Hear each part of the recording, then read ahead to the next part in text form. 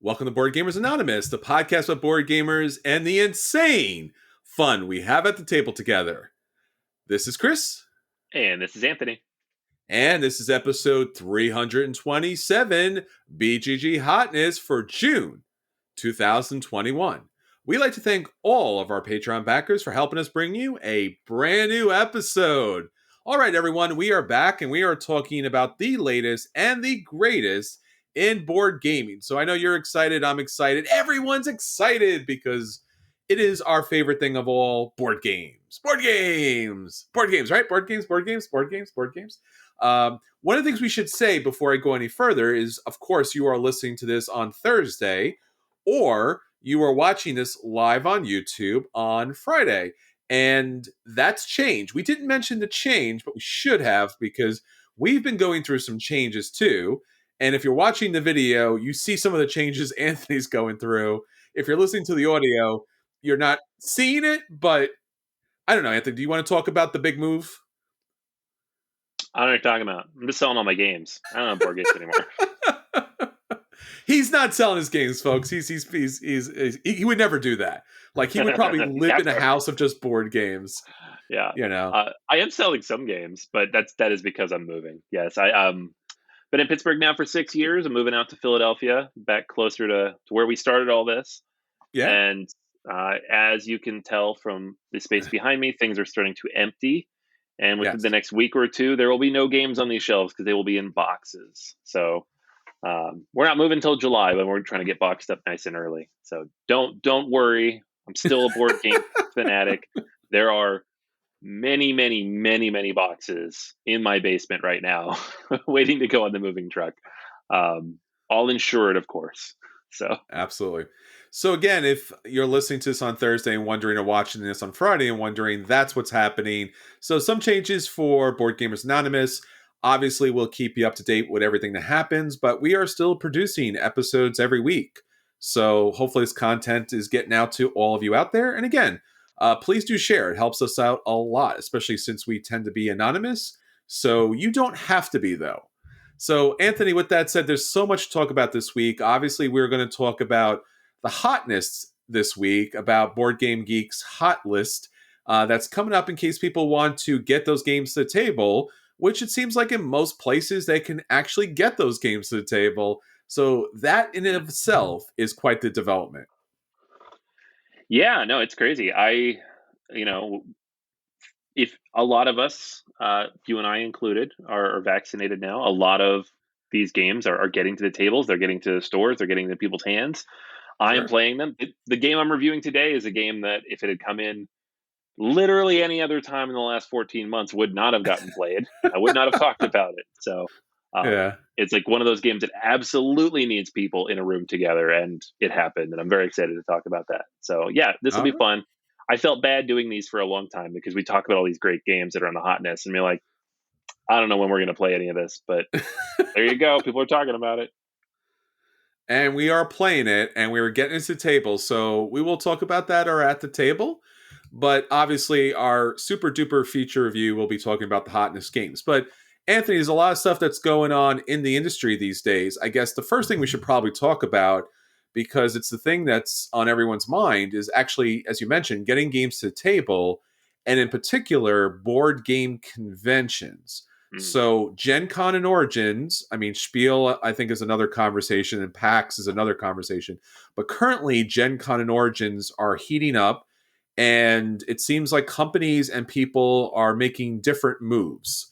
So I don't know what you think about just Gen Con in general, because that's the one that's really the big convention here in the United States.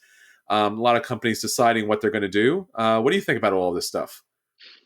Yeah, it's challenging. You and I talked about this, I don't know, a few times, honestly, this year so far, but not too long ago, maybe a month or two ago, where the whole idea and question of when is it okay to go to a board game convention, right? And the conventions themselves have decided that September is when it's okay.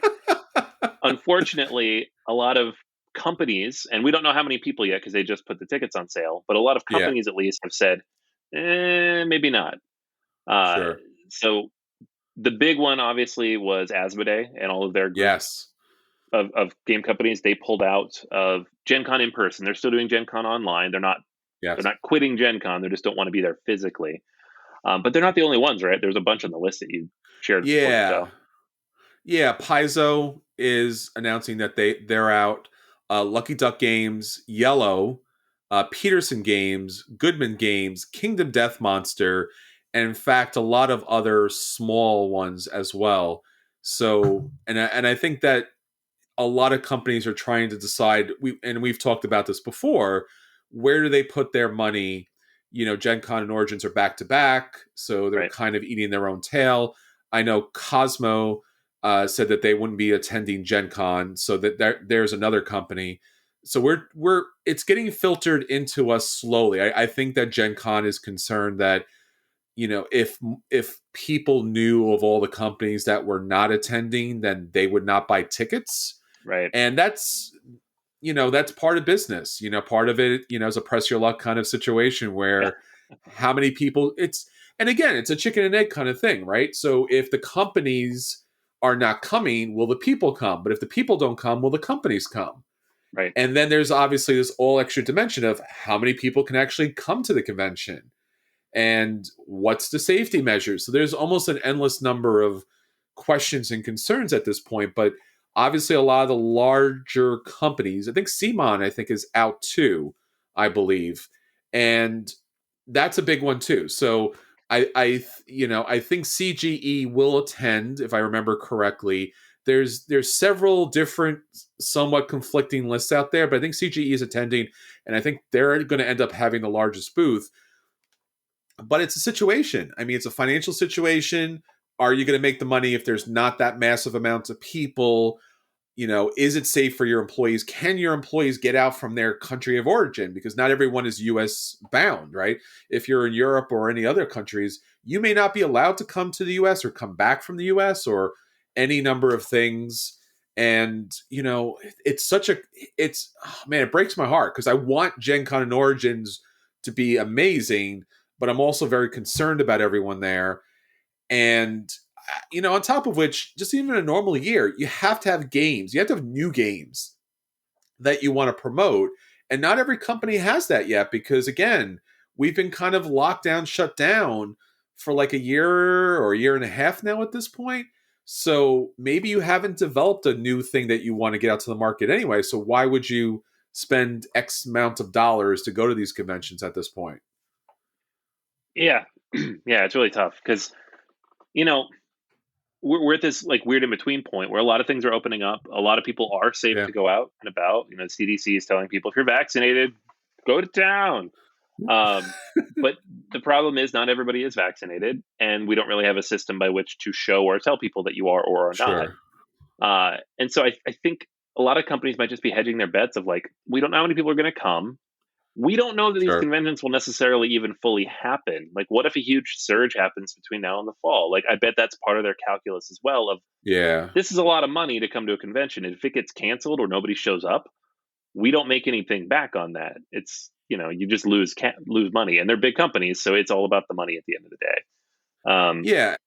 Yeah, And as you mentioned previously, Anthony, when we talked about this, there's a lot of other issues that are minor, but obviously will affect. I mean, this convention, Gen Con, and Origins too, are not happening during the summer. yeah, So that means there's a lot of conflicts with work. There's a tremendous number of conflicts with school.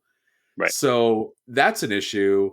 And obviously, Yom Kippur is right there and then. So I don't know. I don't know. And I think on top of which, I think the Colts, the Indianapolis Colts, the football team that plays in Indianapolis, plays in Gen Con's kind of arena, right? Because that's the football stadium where the overflow and the other events happening is not going to happen. They're playing a game that same weekend, so even that's going to be conflicting.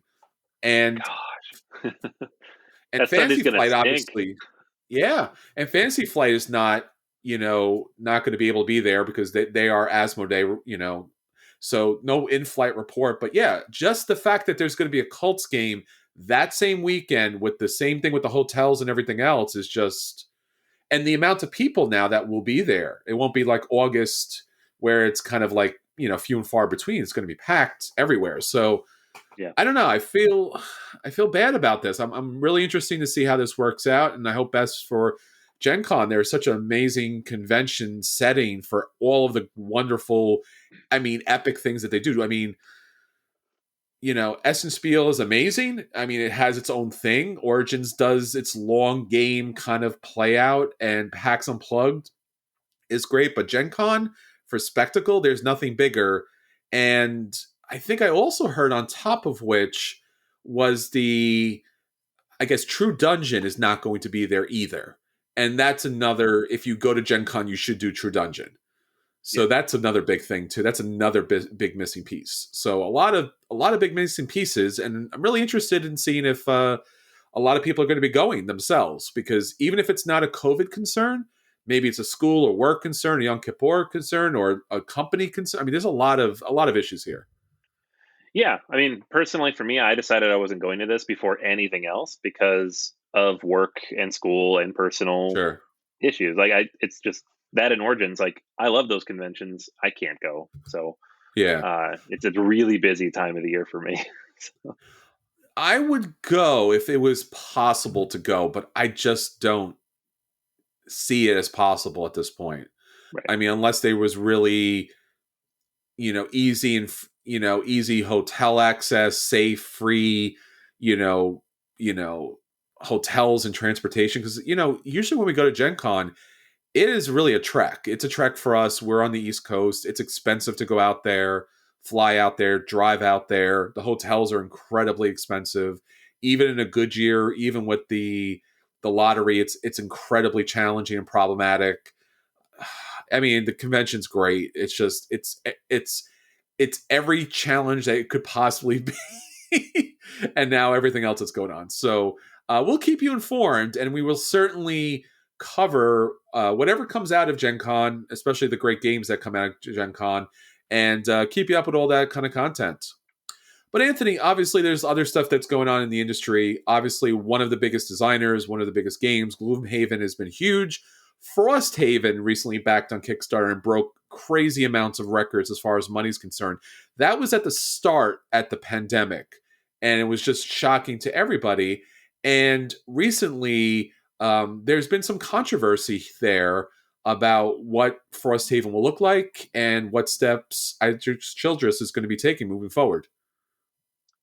Yeah. Yeah. He posted on Kickstarter. This was almost a couple weeks ago now, but the Sure. conversation really kind of kicked into gear last week. And so what he announced on the updates for the Frosthaven is that Sure. they brought on board James Mendes Hodes as a cultural consultant. So Mm-hmm. what a cultural consultant is, if you haven't heard this before, is basically someone who comes in and looks at a game or really any piece of media um, Sure. through the lens of just other perspectives, right? So looking at the game, is it accurate? Is it fair? Is it representative? Does it have unintentional biases or stereotypes in it that maybe the designer doesn't realize because those are just not things they think about, or that they're just part of society in general, or maybe they do realize it and point out this is not okay.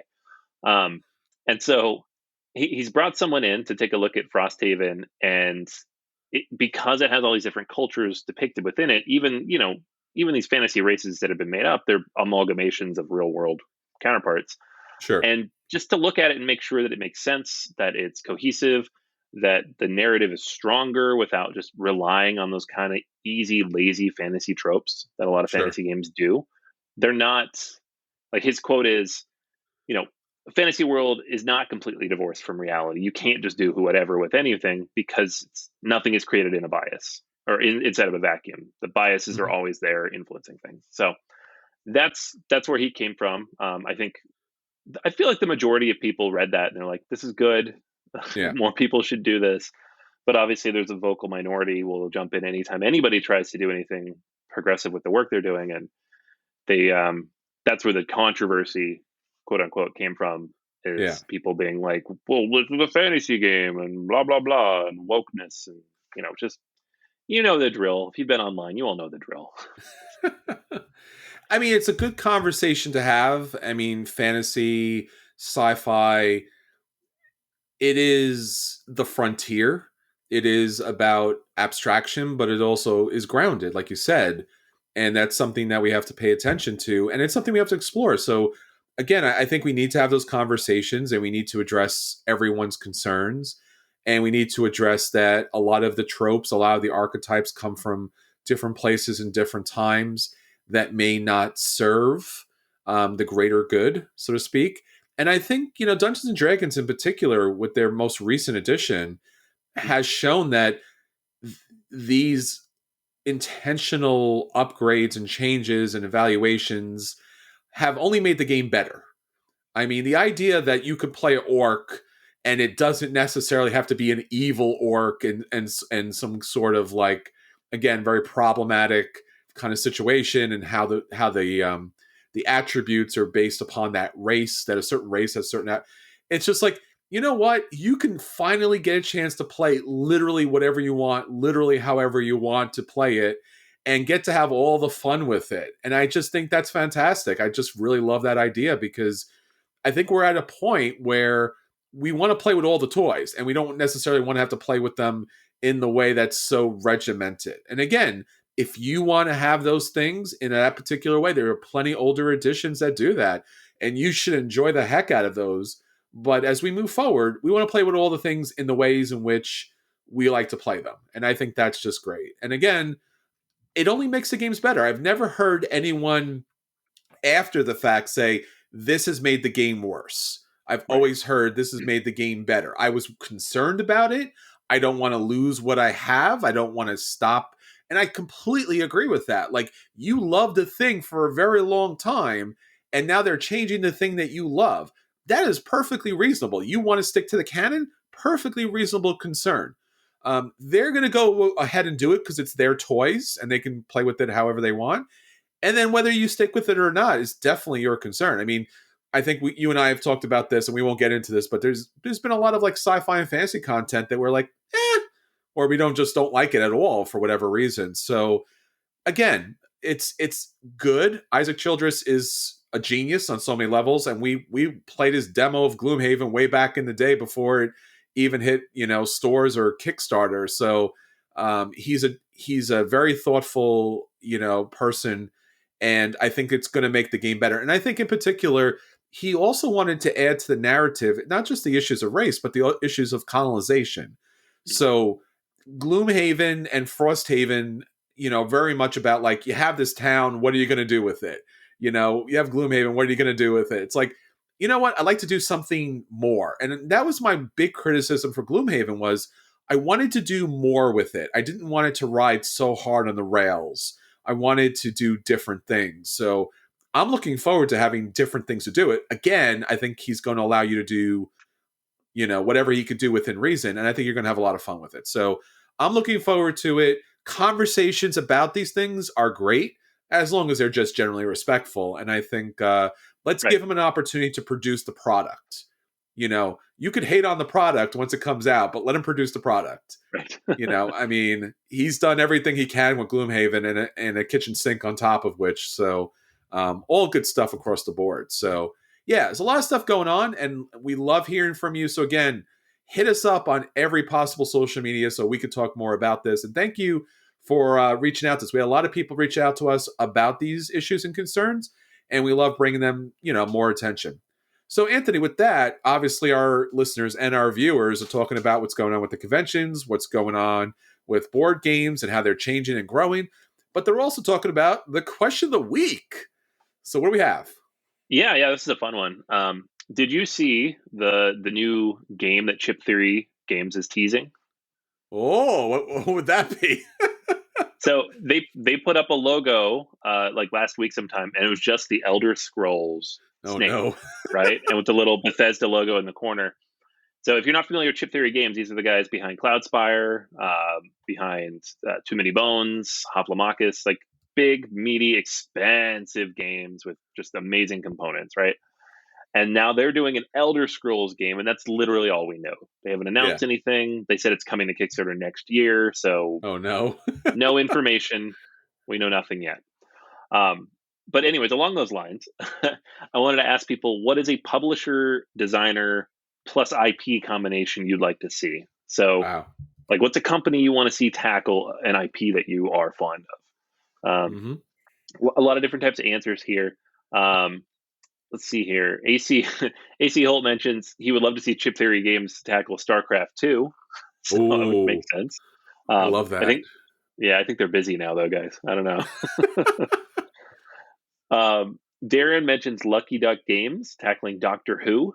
So Okay, Doctor Who right now, I think most of those games have been coming from Gale Force 9, and I've heard decent things, but it'd be cool to see something more innovative and different, which is what Lucky Duck Games does. sure. Speaking of Isaac Childress, Chris mentions Legend of Zelda as something that he Oh would love to yeah. see from Isaac. So maybe use Breath of the Wild as a template, so you can play as Link and the champions. So he's kind of describing Gloomhaven here. so, so you have uh, like these 5 characters unlocking other characters and weapons and treasures as you go. Long Mhm. campaign through the dungeons, obviously building up to a showdown with Ganon. I think that sounds awesome. Although I would like to see something that's not just like a clone of another game. Like I want to see something unique and clever there. Sure. Uh, Kenny mentions that he would love to see Fantasy Flight tackle Mask. Oh, So love that. Old school, some man. yeah, some old school 80s stuff that somehow hasn't come back yet. Everything came back, but where's Mask? I know. I still have my green motorcycle / helicopter somewhere saved amongst all the archives. Yeah, yeah. Oh man, I don't know if I ever had any toys for it, but I have like a vague memories. And then I like had that one. I had that one thing. That was all I had, but I still right, have it somewhere. So it basically the whole transforming part of it was the back wheel went up and like the little helicopter blades went up. That was the days of easy transforming. Like, oh look, I did a thing, and like, right. that's all right, kids. Yeah, you don't need a 3-hour YouTube video to transform your toys. All right. Another one mention here was specifically 2 IPs from AC mentions he wants to see Futurama. Oh, Uh, awesome! it's really any kind of game. He mentioned specifically companies he'd like to see tackle these kinds of themes, like Garphill Games of Shem Phillips, who Sure, just kind of does his own worlds, but they're yeah, self-contained. And then CGE. CGE does a lot of games that feel like they could be video games or could be yes, other IPs. Like they made an yes, Indiana Jones game that's nominated for the Kennerspiel, but it's not Indiana Jones, right? yeah, They made a Diablo game 2 years ago, which is amazing, but it's not a Diablo game. So it'd be cool if they actually got their hands on a real IP. yeah. Yeah, so a lot of good stuff there. I don't know if you had anything specific. Obviously, there's a huge well of nostalgia we can mine. We can go on for days. I'll throw just. I mean, I guess nostalgia alone. I mean, Gale Force 9. I really love their big, broad production of games. So my old school, the greatest, sci-fi, series of all time for me has been Babylon 5. So I would love to see Mm, a big Gale Force 9 version of that because I really appreciate the depth they go into. I guess again, if we have to go into nostalgia, I guess one of the things we could mention is obviously Simon is doing He-Man and the yeah, Masters of the Universe. So why not? Why can't Simon do GI Joe? Why haven't we seen yes, GI Joe as like maybe like a quasi dungeon crawler? But you have Cobra has all those kind of like interesting different bases, and you would have all the different characters and stuff like that. So, or a zombicide version of GI Joe, but just something that's you get to have all the characters. I mean, I just want the toys. yeah. That's all I really Give want. toys. I just want the toys. Or I guess just in general too. The one thing we mentioned this a little bit earlier, but like Transformers. Like, what about? I know there's going to be a deck building game coming out from Renegade Games, which is interesting. But I mean, I don't want a deck builder. I want figures. So like give Right. me miniatures with the Transformers. They don't even have to transform. I just want the figures again. So you could look. I'm not a fan of it necessarily, but you can give me a Spin Master version of Transformers, and I will buy all of that if it has all the Transformers in it. Oh man. So that's all good. How about you, Anthony? Any nostalgia that you want to throw in there for the kids? I don't. Like there's always things I'm nostalgic for that have board games, but they're just not very good. Like Yeah. Super Mario, for example. Like I Oh grew up yeah. on Mario games, Nintendo in general. Like like a Legend of Zelda game, I would buy that in a Sure. minute. I don't care what it is, I'd buy it. And I actually do that with the Mario games. Like Yeah, they they got you. remade like King on Top or whatever it's called as a Mario game, and it's not very good. I don't love it, but the kids play it all the time, and I'm like, yeah, I'll play it. It's Mario. Like give me some of that old school Mario stuff. And I don't know what form I would necessarily want it in. Just Sure. give it to a real designer or a real publisher. Pokemon would be kind of cool. Like I've outgrown Sure. Pokemon over the years, but a game where you'd have, maybe you start with 100 miniatures, maybe just like a big Kickstarter of Wow. like a Marvel United style Kickstarter with all the different Pokemon in it. They'd make Oh yeah. so much money. Oh yeah. Even I mean, we haven't liked Jasco games as far as some of the Yeah, mechanics, but their production has typically always been top notch. yeah. So especially with the recent Street Fighter miniatures. So yeah, that would be great too to get something like that. And they've been doing better with the mechanic part of it too. So they could pull something off big time. So all right, cool. So again, if you'd like to join our question of the week, question of the day, please hit us up on all the social medias, Facebook, Twitter in particular. And again, YouTube, please subscribe there. You're watching it live or you're watching it on audio. Join us because that makes a big difference for us and gets our question of the week out to more people. All right, Anthony. So that's what's going on with our listeners. Let's talk about the games that we want to get to the table. Let's talk about our acquisition disorders. All right. Yeah, I got a new one that just went up on the P500 on GMT Games. They just shot their email out last week. It's called A Gest of Robin Hood Insurrection in Nottinghamshire. Could And you, could you have a longer title? Can you? no, but I mean, it's GMT. That's a medium length title. I know. I mean, everything for them is medium. Nothing is long. No. So this is a new game from Fred Serval, and what it is, what are they calling this? Um, it's a new system, but it's based on the coin system. So Sure. it's the Irregular Conflicts series, Mm. and I don't know what makes it irregular, but the coin system is famous for its asymmetrical war gaming. Right, the first of these Yes. was like Cuba Libre, like the Cuban Revolution. There's Mm-hmm. Andean Abyss. More recently, we have Pendragon, which goes back in time to like Arthurian legend. Gandhi, which introduces the whole idea of like nonviolent resistance as part of the war. Wonderful games, and probably the reason we have things like Root, because those games came first, or at least in terms of publishing, and the whole idea of having an asymmetrical war game, and they're very popular. There's like 13 of them, right? So the Irregular Conflict series takes that and kind of boils it down into something simpler and more accessible. Mm-hmm. It's 2 players only, and in this one in Sure. particular, you have the sheriff and you have Robin Hood, right? And so Robin Hood in this game is trying to hide from the sheriff, so it has a hidden movement mechanic kind of mixed into the game, Different. which I Different. love Okay. the idea of a hidden movement war game for 2 players, right? With one person just chasing the other one around. Now, one of my favorite games of all time is War of the Ring, which is again mixes in like that hidden movement element in a 2 player game. I don't think this is necessarily on that scale, but I like that mechanic of one person trying to track down the other. Um, the game is by GMT Mm-hmm. level, they're considering it not particularly complex. I think on their scale, it's on the low end of medium. So, medium to heavy for most people.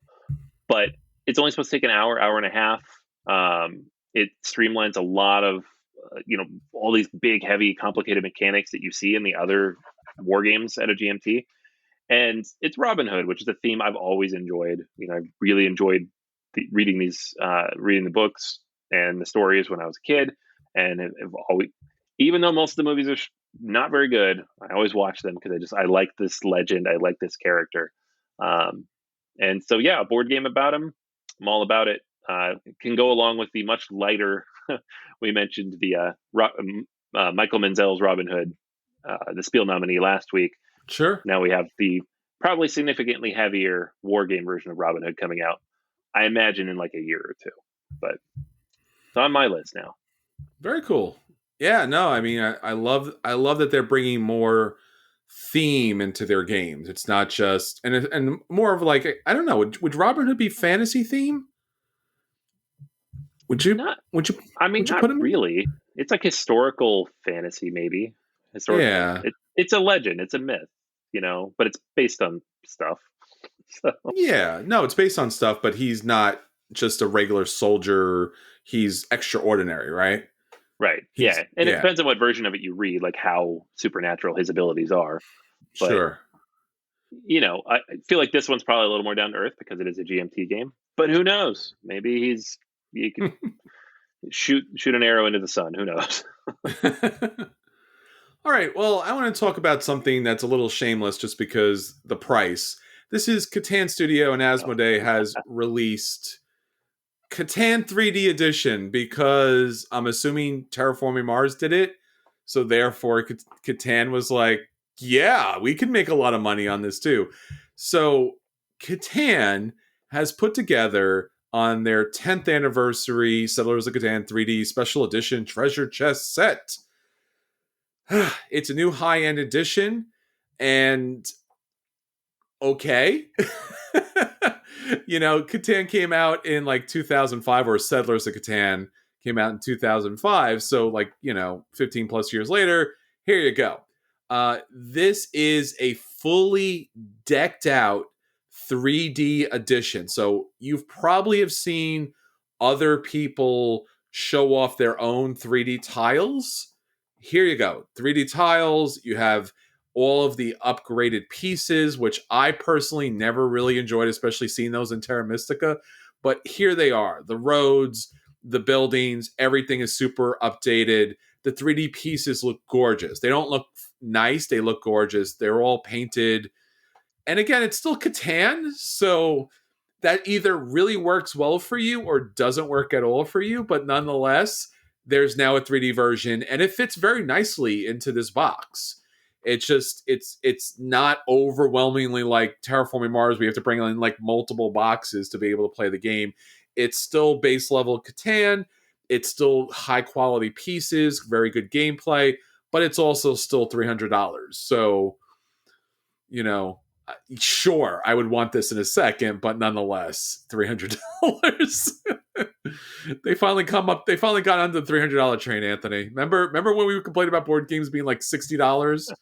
Remember that yeah. day? Remember that day, like for 5 minutes? I just these like all these 3D board games are funny to me because Yeah. I actually played the new big box Terraforming Mars with all the upgrades. Like Oh Brent wow. brought it on Sunday. Okay. Like I brought Kemet, he brought that, and it's fine. Honestly, he didn't really have any issues with his version. It looked nice, and I was like, oh, I could have seen myself backing that. I'm not upset about it because it's super expensive, but nothing in that box is something that didn't already exist from like third party sellers. Like, and Sure. Catan of all games, Catan, people have been making stuff for this for Ton. 15 years since Yeah. Etsy launched. Yeah. So you ask him $300 for that, I'm like, I don't know that that makes a lot of sense. And I feel like the people who would buy that already have it, right? Yeah. I mean, some of this stuff is certainly that we're the kind of people that like to have the official edition. So even if you did pick up the stuff on Etsy, it's the same thing like Terraforming Mars. I mean, Terraforming Mars, like we all try to upgrade and and make that game better, and then they're like, "Oh, cool! Now we're doing it too." And you're like, "Damn it!" So I don't know. Like again, it's one of those things where your mileage may vary, and I guess it's also for people who are not like hardcore board gamers, but like when they come into the hobby now, it's such this almost like unique.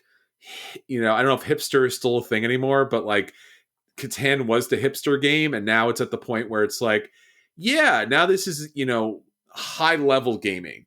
So $300. Like Right. Takanoko has that giant wood box. This is not as good as that, but nonetheless, if you wanted a $300, super deluxe set of Catan, you can do it now. And nonetheless, it's still the quality is great. I mean, it's not a a Kickstarter quasi kind of quality. It's very good as far as that's concerned. So again, if that's your thing, it's available. So all right. So those are the games that we want at the table, especially a $300 version of a game hitting my table. Anthony, let's talk about the game you did get to your table, which is almost $300, but surprisingly enough, a very good deal for what it was. Yeah. Yeah. So Kemet, Blood and Sand, also Ooh. Kemet 2.0, whatever you want to call it. Uh, What's up Electric on Kickstarter? Yeah, Electric Boogaloo. Electric Boogaloo. That's what I wanted to call it, but you stopped Yeah, me. the re-chemeting. Um, so You're going all this was the only on Kickstarter like a year ago. This game has been yes, out, like, and they shipped it fast. yes. So, which is awesome. I love when I back a game and it shows up in less than 12 months, not 2 to 4 years later when I'm like, what is this? Who paid You for mean what now? you mean Madeira? Yeah, my gosh, they're never gonna make that game. Um, so yeah, Kemet, and this is not a new game. Kemet's been around since 2013, I believe. Mhm. This came out like the year that I got into board games, and was one of the first dudes in a map game I played, and I loved it. But I Mhm. never owned a copy. It's not a game I ever picked up. And so when the Kickstarter came along, and they're like, "Hey, we fixed this, this, this, this, and this, and we upgraded this, and we rolled in the expansion, and we've made the map clearer, and we all these upgrades and everything." And I was like, "Here's all the money you want. Just take it." And I was super all in, right? I got the full God pledge. I got the mat, the rollout mat. I got the sleeves. I got the Cthulhu thing for some stupid reason, even though nobody wants those to be in the game, so we'll probably never use them. Um, although mine did play a role. Uh, it stood guard in one of the storms. I just watched Okay. the game for us. Um, and so what I can say out of the box is, and I know a lot of people have had some issues here. Um, just off the bat. So I was actually expecting there to be problems when I opened the box up, just because some people are complaining about broken miniatures, other people were missing some components. Uh, but a lot of it too is like a little bit of confusion with where things actually lived, because you have all these upgrades, like they called them game ups, but just like Mhm. little upgrades for the game, and they were just all packed inside the main box. So I did the same thing. I got it out. And I was like, "Where's Cthulhu?" All right, whatever. I think you did the same thing, right? You texted I me. did. But that's Yeah, Cthulhu for you. Cthulhu is always yeah. going to mess with you, you know. Where's Cthulhu? And they were just packed in the main box, right? So it's all in there. Um, the quality of the insert, not great. The tile trays, very nice, very very nice. Because just let me just run through how the game plays in a second. But Mhm. one big part of the game is you have all these power tiles, right? And there are dozens of them in a game, especially with a lot of players. And the way it worked in the first edition is you had them just kind of laid out around the table, and whoever was sitting near them could look at them whenever they wanted and try to figure out what tiles were best and build out their tableau, because you're going to buy like 5 to 10 of these things throughout a game. And the person on the other side of the table is like, "I don't know, just give me one that costs two. I don't care." I don't want to be that guy getting up and walking around the table every 5 minutes. Yes. Um, and so with the trays now, someone's like, "I want a blue one." You hand them the tray of blues, they pick one. Also, the game comes with a menu of tiles, so you can flip through the menu, look at what's available, and pick what you want, and then ask for Mhm. it. It's such a small, stupid change, but it's perfect, and it makes the game so much more playable. Um, so that's that. Trays are great. Rest of the insert, bad. The game itself, it's dudes on a map, right? You start in one of these cities. The city has three sections in it. Each of them has a space to grow a pyramid, right? Mhm. Each pyramid represents one of the available powers that you can get the power tiles from. So there are now 5 of those in the game. In the original, there was red, white, and blue. And they've changed them now. They're not just colors. They're like ruby, diamond, and Diamond. Yeah. sapphire, I believe. So So they literally took out the white power tiles. yeah, they did Yeah. take out the white power tiles. Thank you. Appreciate that. Can I have the white no, no, no. And they did not do that until the Kickstarter was running, by the way, because Yes. there was many people in the comments being like, "You can't have white power tiles." um, so there's 5 of them now, because they have the Onyx ones that came in the Tassetti expansion, and then they added a new one with the Emerald. With This is a new set of green ones, and so the black ones are like, so it's red is offense, blue is defense, white is like support and power ups and stuff, Yeah. basically prayer points.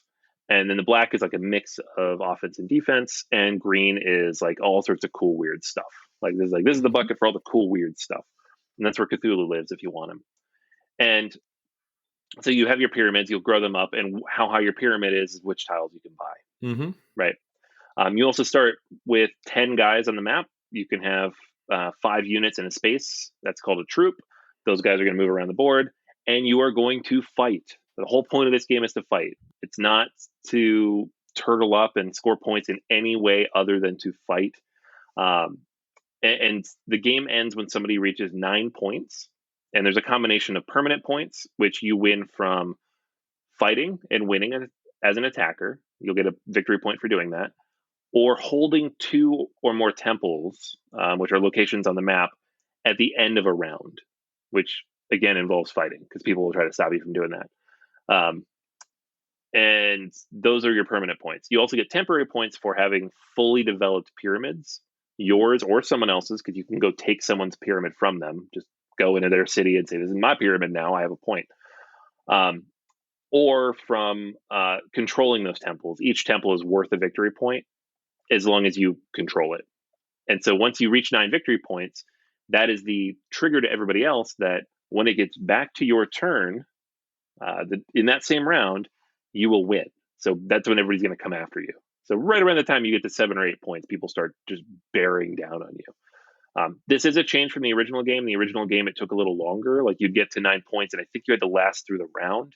So at the beginning of the next round, whoever had 9 points would win, and that would drag a little bit, and you'd have extra everything. The Tossetti end game conditions, where it's just like boom, you win as long as you survive for the next like 4 plays. That's what's in here now. It makes it a lot cleaner. We got a little confused because the rulebook wasn't great, but it all makes sense.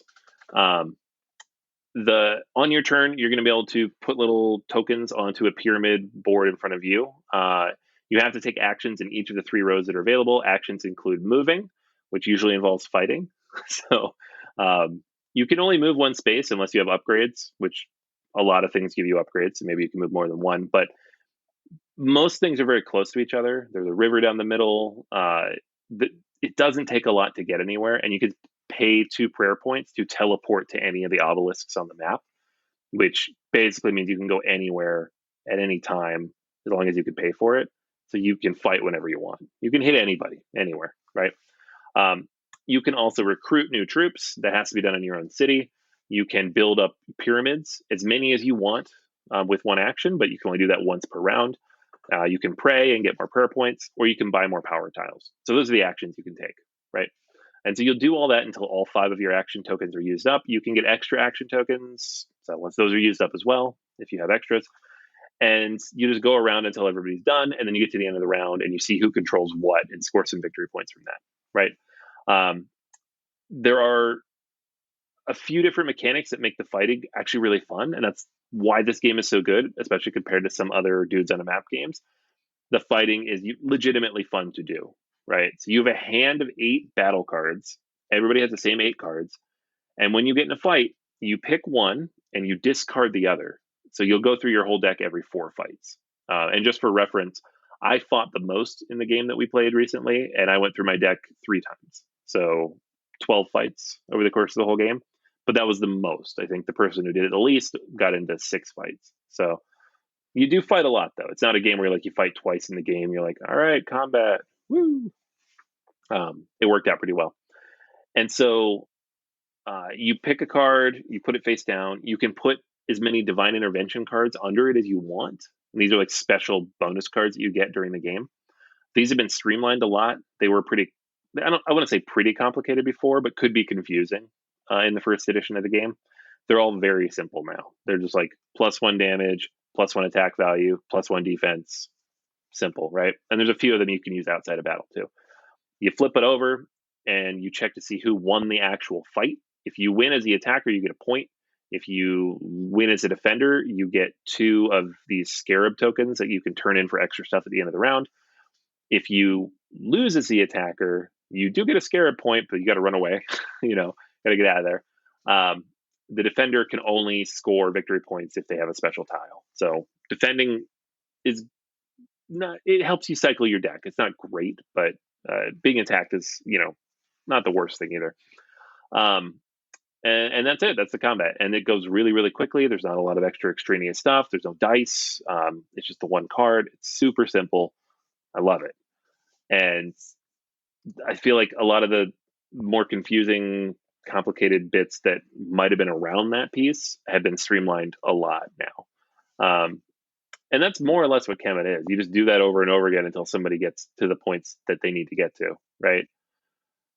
The major changes from this to this from first edition. So I'm not going to run through everything, but just some important stuff. Like if you played the first edition, you're like, why should I care about 2.0?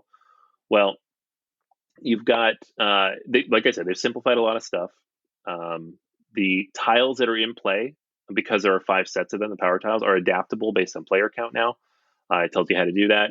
The setup is a lot more fluid. The divine intervention cards are a lot cleaner and make more sense. The end game is better. It just ends more quickly but clearly, so you can see how to actually do that. The Tassetti expansion is integrated, so it's not. They didn't just like come with an expansion to latch onto it. Those pieces are integrated into the game, and so it's just more straightforward, right? The board is pretty nice now. It's very clean. It's just one-sided. They don't have like the 2 sides based on player count anymore. It's one-sided, and then you cover up certain sections based on who's playing, and it tells you where to do that and how to do it. The player mat is amazing because it's just like 30% bigger, which is just enough that things never get too crowded in a space. You can fit those 10 troops in there for a big fight. And it's just, I like it. I like the color palette. I like how it pops off the board a little bit, a lot better than I did the first edition. Divine intervention cards are updated. Battle cards are updated. I mentioned those tokens you get for losing fights or winning as a defender. Those are a nice integration now because it gives you bonus at the end of the round if you fight a lot. So again, just like making sure you're fighting. Fight. 2 more fights. A whole bunch of new miniatures to go with the power tiles. So there's, I think, like 20, 25 different creatures you can bring out on the board to use, which is amazing. And so just a lot of fun, different additions to the game and just generally streamlined. So if you liked Kemet already, Blood and Sand is amazing. It's like the best version of the game. If you've never played Kemet, I highly encourage you to do so at least once. Even if you think you don't like dudes on a map, this one, it's streamlined, it's accessible-ish, and it works really smoothly. So the Kemet itself, it's a straight-up buy. I definitely recommend that. The only thing I'll say, and the only problem I had, was the rule book. It's not very well written. There's a lot of things that are unclear. And I think part of that, I don't know if it's a translation issue from the original French or if it's just iteration or lack of editing or whatever it might be. But we had to revisit it several times. And even then, a couple things that we got slightly wrong or read on the forums.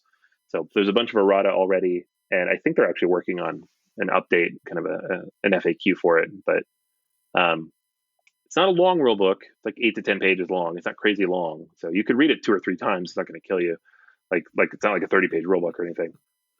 But I just don't like bad rule books. They drive me crazy. So I do hope somebody puts up a solid video soon to walk through the rules because this one needs it. There are little intricacies here and there, but the game itself, spot on, perfect. It's a buy. Check it out. Wow. Well, I'm glad I bought it then. Yeah. I mean, it was, I think you had mentioned multiple times in previous podcasts that unlike most Kickstarters that really just try to wring every last dollar out of you, Matago did an excellent, outstanding job here on everything that they did. They really listened to people's feedback, and sometimes that was kind of harsh, but they listened to it. So the whole Cthulhu thing came out. People were like, and then they pushed back, and they were able to revise that, but also include it. And so they were very receptive, very smart, and it was not $1 million for this game, which, again, I'm surprised it wasn't more expensive than what it was. And I remember Kemet coming out. I never owned a copy of it. We had a friend who had a copy of it, and I borrowed it once, and I really enjoyed it because, like you mentioned, the troops on the map kind of situation, most games are very much based on, like, when can you very discreetly attack somebody, score a point, and then run away and hide for most of the game. And then Kemet's like, yeah, no. And you're just like, what do you mean no? And they're like, no. So, yeah, the whole game is very aggressive, and that's what you want for troops on the map, and that's fine. And if it works here, Cyclades had always been my favorite of Matago games, and Kemet was in and out of print a lot, and I always like almost bought it a bunch of times. And I'm really glad I waited, which again is going to be another thing that as board gamers we're going to have to look at in the future is like, do you buy a game now that when it comes out the first time? Because there will be other, versions of this in the future. And since there's been other versions, the rules are all crazy and everyone has different rule sets in their head. And if the rule book is not good, it's a nightmare, especially if it's translated on top of everything else. So yeah, I'm not happy about that at all. Because Kemet was one of those very few games that you could just throw down the table and play, and now it's not a thing so much. So, but that happens with Kickstarters. Like, oh, we threw more stuff in that we really didn't play test or check, or, and I'm glad to hear about the playmat because when I opened up my Kickstarter, I was like, I ordered a playmat. All right, because playmats are really very hit and miss. I mean, I honestly have multiple playmats that are lining my table right now instead of being used for games. So I'm glad to hear this one actually has a functionality to it. So yeah, no, I'm really looking forward to it. So my review will probably come up next week or very soon when I can get the game to the table. So yeah, excellent. Love it. So glad that it plays well and looking forward to it. I'm glad to see the differences are good. Hopefully it retains everything that's great about it. So excellent. I think it does. It's been a long time since I played it, but I feel like I got the same feeling out of it and less of the annoyance from some of the little bits. Like that's great. They're like, here's how we fix all the structural problems with this game, except the rules. Problem with the rules, but everything else is great. And I think maybe some people are a little disappointed just with the miniatures, but this is pretty much board game quality miniatures. Yeah, they're fine. Like I think a lot of people are just used to CMON level miniatures, but you didn't pay for CMON level miniatures because if you did, this would have been $300. So yeah, like, that's exactly it. Yeah, yeah, and none of mine were broken. To be fair, I know some people had broken stuff, but a lot of bent stuff. Just toss it in some hot water; it'll snap back. It's fine. I never understand why board game companies use miniatures with spears. Like spears are literally the worst thing that you could always, especially when the playset's cheap. You get a droopy spear, you get a broken spear, you get, and then you have to try to fit it in a box. Don't do that. Like, don't. No. So, yeah. No, but I'm really happy about that. So, yeah, I'm looking forward to getting that to the table. And, maybe we'll see more upgrades and revisions in the future.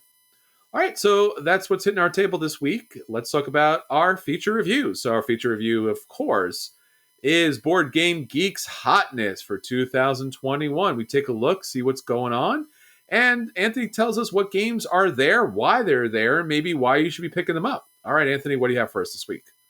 All right, let's kick it off. Number 15 on the list this week is Marvel Champions, the card game. Yeah. Nah, it's amazing. You don't even know. Actually, last week I sat down with a friend who's got into this over the pandemic because I tried to get people into this before the pandemic and they were not interested. But during, a lot of people got into it. And we played through the entirety of the Guardians of the Galaxy campaign, and it was fantastic. It was amazing. So this game's just getting better. Like they're finding ways to make it more challenging and integrate some story elements. And now there's like a campaign element to it where you upgrade your deck as you go. Ugh, great stuff. I don't know why it's on the list other than that it's an LCG, but good game. Check it out. Number 14, Beyond the Sun. This is a Rio Grande game that came out a couple of months ago. Two reasons it's on here. One, we have a Shut Up and Sit Down review that went up a couple weeks ago, which always bumps a game up, and they liked it quite a bit, as did I. And number two, it's up on Board Game Arena, so you can play it now. It launched, I think, last week. So this is a really good game. It's the tech tree of the board games. If you like tech trees in your 4X games, this is the game for you. Check it out. I like it a lot. Terraforming Mars is at 13.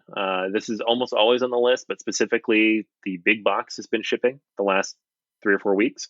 So all the people who spent big money to get the expensive, fancy 3D printed quality, all the tiles and everything in the big box, which again, like I said, I got a chance to check out this last weekend and it's very nice. So that's got this up on the list as well. Paperback Adventures coming in at number 12. talked about this last week, is my acquisition disorder. This is a solo word game, like a roguelike of all things. It's insane. The whole thing looks insane. But I'm all about it, and I am backing this. Next up, we got Lost Ruins of Arnock, The Search for Professor Coutil. This is a solo campaign for the Lost Ruins of Arnock. Did you see this go up? I did. I did see this go up. I was shocked by it. Yeah, this is cool. It's free. You can go online. They have it on an online app, and it runs through all this stuff. It's got a whole big story thing, and it's way more produced than you might expect, than like some print and play. You can print and play it too if you want. But I went through the whole first scenario of it, and it's really cool. It changes the rules. It changes what you're trying to do. Has different win mechanics, and based on how you perform, things carry forward into the other chapters. Super cool. Very cool. I don't know why it's free, but it's awesome. Shh, they'll hear you. I know. So good on you, CGE. I dig this. Next up, The Adventures of Robin Hood, Michael Menzel. This was nominated for the Spiel des Jahres, so it's up on the list. Has not come out here in the U.S., and I think it's probably stuck in a boat somewhere. So hopefully we get this in soon. We get a chance to play it and share it all with you. But I'm super excited. It uses the Legends of Andor adventure game approach, but with a storybook kind of thrown in there instead of the cards that was in the original. So I'm pretty excited for this one when it comes out. Dune Imperium is it's been up on the list pretty much since the game came out last fall. This is a deck placing worker placement game, which is, we need one word to consolidate that, since there's a new one of these every month now. I know. But that's what it is. It's from our friends over at Direwolf, who did Clank, and so it has a lot of the DNA of Clank. It's about the same weight as Clank, and it seems to have a lot of the same fans of Clank as well. I have it. I've played it a little bit. The solo version's not very good in my opinion, but the base game seems interesting. I just have not had a chance to play it with a full group of people. So gotcha. It's a decent game. I don't know if it's an amazing game, but I like it better, I think, than the old Dune, because that's not a game that's been updated for 2021. Next up, Oath, Chronicles of Empire and Exile. This is the new Leader Games release that is very slowly shipping out. They are working through it. A lot of people backed it. I do not yet have my copy, but I know it's coming. Hopefully before I move, but it's coming. It's a new Cole Worley game, though, with a million mechanics jammed into it, and it happens to be a campaign game on top of that, where you can save your progress and move it forward as you move through the game. So very excited to see how it works. We have Nemesis. This is the Awakened Realms kind of alien game that it's been up in here for a while. It's number 23 overall, which is crazy to me, but yeah, I don't know. It's just a lot of people really like this. I've not played it. I'm sure it's very good, but it's alien the board game. Sleeping Gods is the newest Ryan Lockett release from Red Raven Games. Very, very highly anticipated from a lot of people. I've seen some people just not, click with it. I've generally not clicked with Red Raven Games as much as I want to, because they're so pretty to look at. But this is another cooperative storytelling game, so I think it's very specific group of people that these games are for, and the people who love them. It's got an 8.7 here on Board Game Geek. I just don't think I'll ever play it, because it's just not my kind of game. Fantasy Realms. We talked about this last week. This is nominated for the Kennerspiel. It's from WizKids, but it came out 4 years ago, and so just kind of reached Germany presumably this last year. Card drafting set collection game, where you're trying to maximize the value of certain cards that end up in your hand. There's some comparisons to Red Rising, which I reviewed last week as well. So I would like to play it. Hopefully I can find a copy and give it a go. Now that it's been nominated and it's old, probably not in print, I don't know that I'll find a copy, but hopefully one pops up somewhere. All right, number 4 on the list, Lost Ruins of Arnock. We just talked about it. It's on the list twice, actually. So this one nominated for the Kennerspiel, but also it's on Board Game Arena, and also it's been sold out constantly. People dig this game. I dig this game. I played it twice last week solo. Very, very fun. The Goonies, Never Say Die. This is the new Prospero Hall game from Funko Games. So the last Goonies game that I played, and I can't remember the subtitle, but I just remember not loving it. It's a very, very simple family weight cooperative game. So this one seems to have the same mechanics. It seems to be a relatively simple family weight cooperative game, but we'll see. Prospero Hall does really good by their IPs, and it'll presumably be in Targets everywhere sometime soon. Number 2, a bit of a preview for next week's episode, The Witcher Old World. So this is being published by Go On Board with CD Projekt Red. They're involved in the production. Designed by Lucas Wozniak. And it is on Kickstarter right now, actually. It's already up. So it is a big box, 15 mechanic adventure game with miniatures, of course, set in the world of The Witcher. So it's not specifically about Geralt of Rivia, who is the Witcher. It's about being a Witcher. So I don't know why it's called The Witcher. We'll get into that next week. But it's obviously, that's a huge franchise. People love it, and I actually have my eye on it as well because The Witcher is pretty cool. But yeah, it's on Kickstarter now, making a ton of money. So it's at number 2. And number 1 on the list from Lucky Duck Games. This is in conjunction with Grimspire and kind of pulling on the IP, I think from Awakened Realms, Destinies. So it's an interesting spin on a game. We saw this at Gen Con 3 years ago, I think. It's been a while. We were both there, so it had to have been 3 years ago. It is a dice rolling, role-playing, solitaire style spin on the adventure game genre, right? And it uses an app. So it's very, very story focused. If you like story-based games, that's who this is for. I don't know if it's for me. I don't know if it'll scratch that itch or not, because I'm not generally that kind of gamer, but I am looking forward to getting a copy of this and trying it out, because I've heard some very interesting, fun things about how it mixes the app with the board game and builds the narrative over time. Sure. But that's been shipping to backers, and they're sending copies out everywhere. It's hitting retail soon. So that's why it's up number 1, Time of Legends Destinies. Very cool. All right. So again, obviously, check out these games on Board Game Geek. See what hits your flavor of the week, and hopefully you'll get those games to the table or be able to back or support them on their upcoming projects. And again, thank you for listening. Thank you for joining us. Thank you for sharing. Thank you for jumping over to TikTok for Tabletop Toys and their content, to put out new toy content each and every day. So again, thank you for all your support. Until next time, this is Chris. And this is Anthony. And we'll save you all a seat at the table. Take care.